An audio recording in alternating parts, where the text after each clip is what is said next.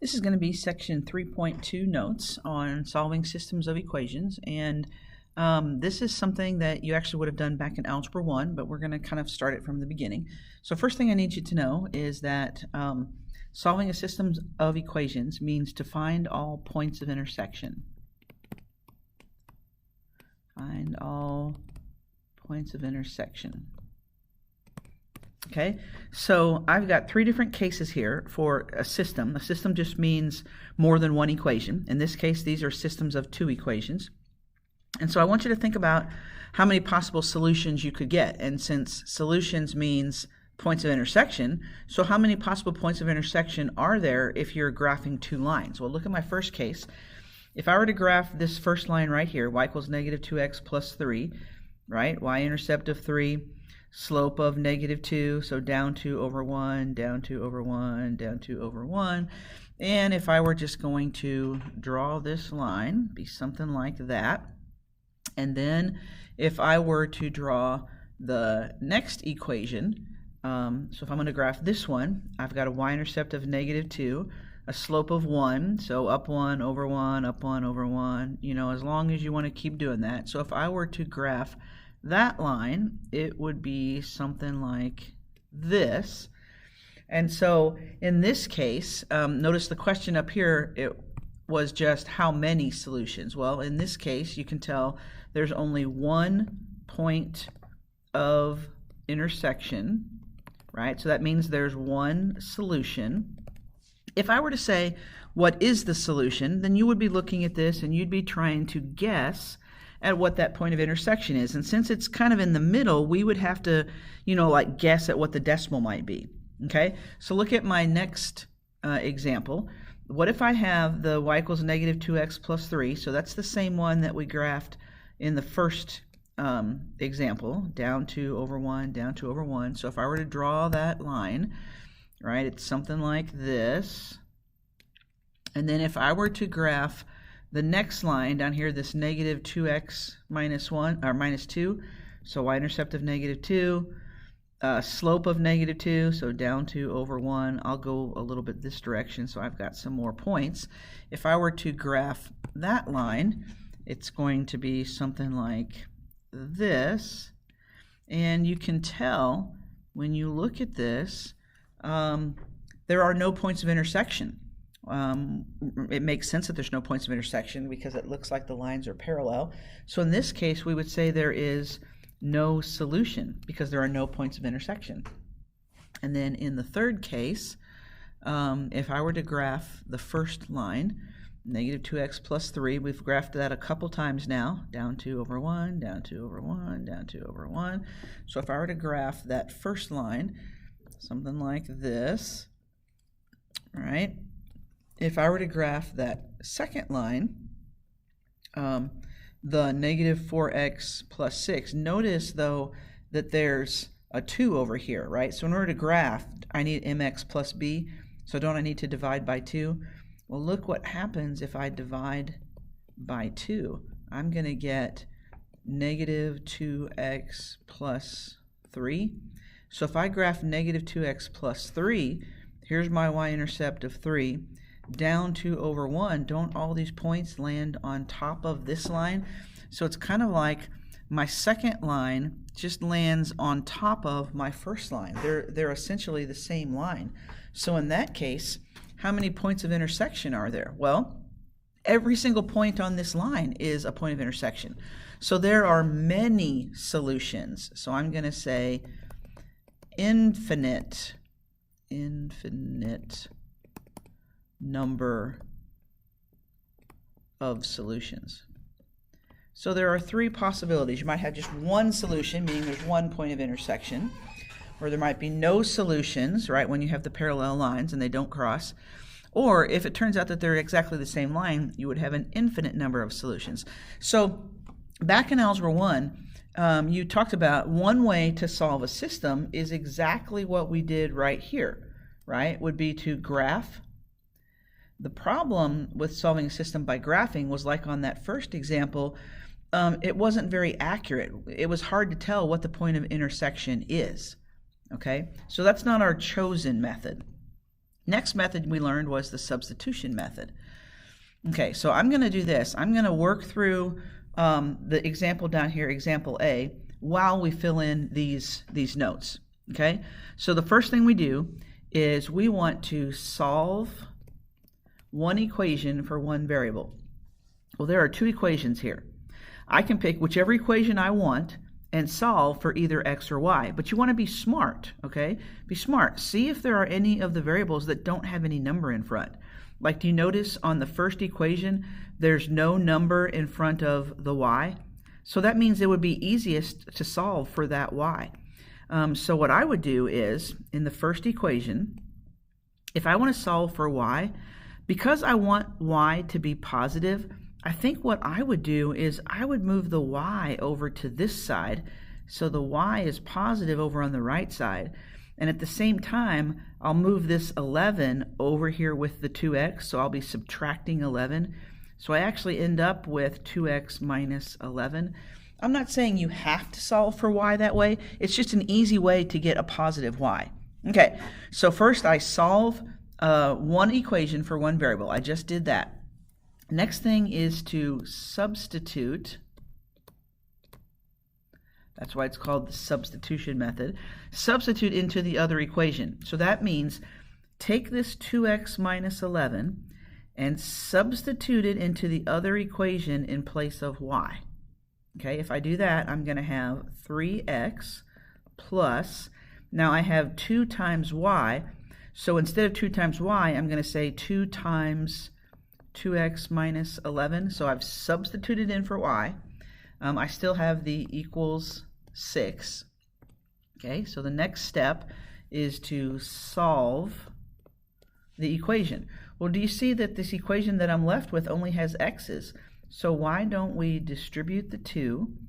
So I'm going to have my 4x minus 22. And if I want to solve for x, I've got 7x. And how about if I add the 22 to the other side? So I'll have 28. And then I can finish solving by dividing by 7. So x equals 4. Okay, so I found one variable, but remember, solving the system means find the point of intersection. So that means I need to go on and find the y also. So the last step, number 4, is to substitute. So substitute your answer into the first equation, meaning go back to where you started right up here. If I put in a 4 for x, I'm going to have 2 times 4 is 8 minus 11 equals y. Well, doesn't that mean that y is negative 3? So the solution to this is x is 4, y is negative 3. So the ordered pair that represents the solution is 4, negative 3. So notice in the substitution method, all you do is solve and substitute. Solve, substitute, solve, substitute. Okay, so look down at letter B. Let's try another example.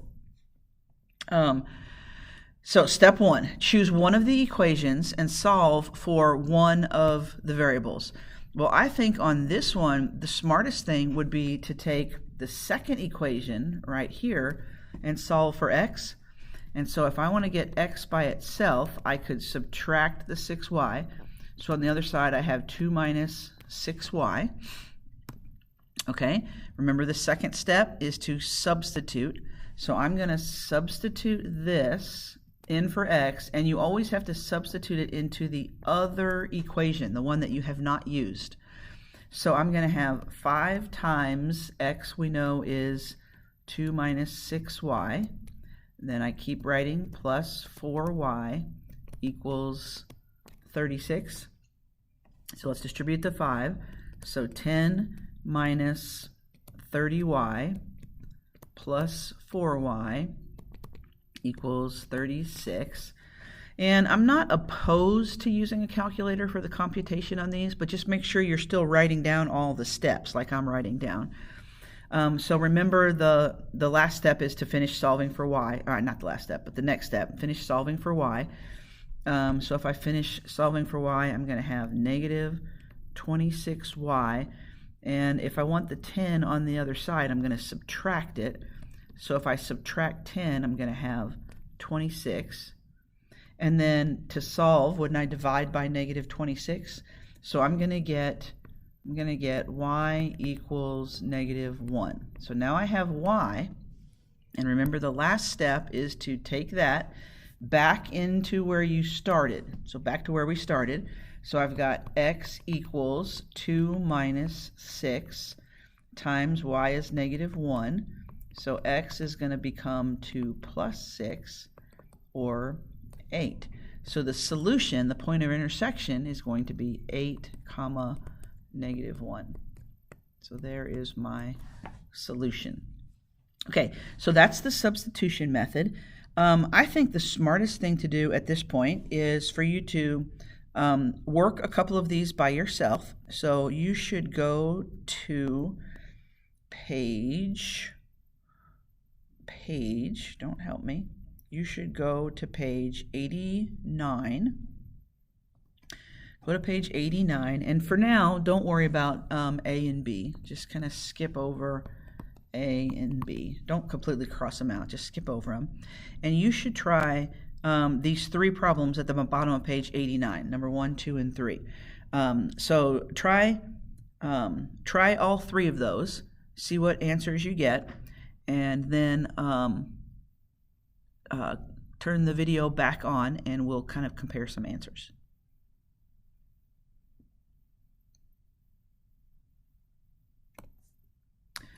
Okay, so how'd you do on number 1?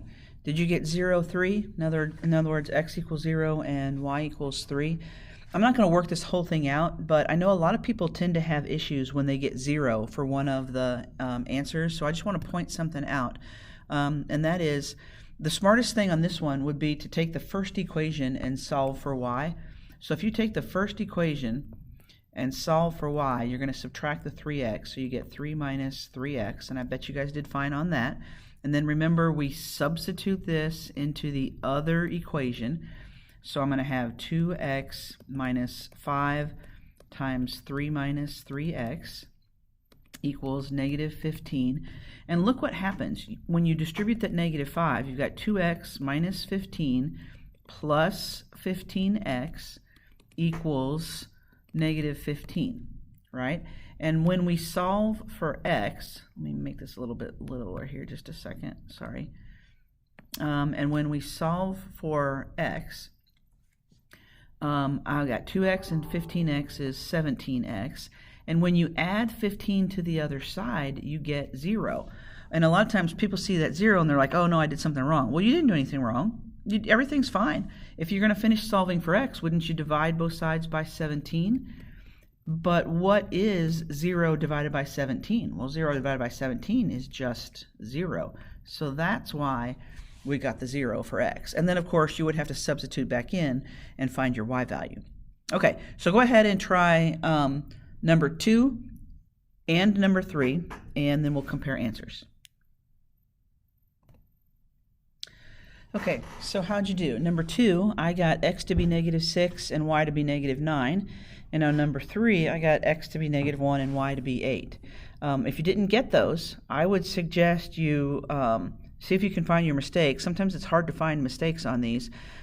Maybe compare with somebody else, or maybe go off to another piece of paper and make sure you can get it. You just got to be careful with your algebra on these. Okay, but whatever you do, don't just write down this answer. You should have your work there because that's what we're grading. All right, so now we're going to go back to where we left off in the notes. Here we go. Back up to page 85. We're going to talk about the elimination method. Some teachers call it the addition method. So first of all, we're going to do the same thing. We're going to look at letter A down here, this example, and we'll fill in the blanks. Okay, so number one is kind of a trivial. It says put both equations in standard form. Standard form. And what that means is basically just make sure you have your x's lined up, your y's lined up, and then your answers lined up. Right? You don't want your x's and y's all mixed up. Okay, that's what standard form means. Check. And usually that's already done for you. And then number 2 is need to get one of the variables, meaning either x or y, to have same coefficient, but different signs. Okay, same coefficient or different signs. So in other words, I want the x's to have the same number in front. If I look at this one, the first x is a 3, the second x is a 4. That's not the same coefficient. Remember, coefficient is the number in front. But if I look at the y's, do you see that the y's both have a 2 in front? They have the same coefficient. And then I also want to make sure that I have different signs. So in other words, I want a positive 2 and a negative 2 in this case. So on this example, it's perfectly set up, right?